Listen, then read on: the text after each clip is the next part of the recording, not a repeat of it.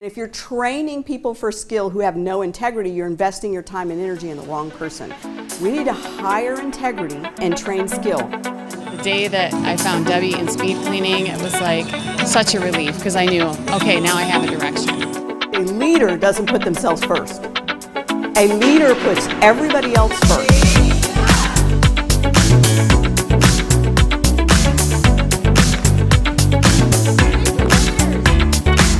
You know, we can all learn a lot from her, so she's great, and she's got me really ramped up and motivated. Every time I come, I always leave so inspired with some really great new ideas.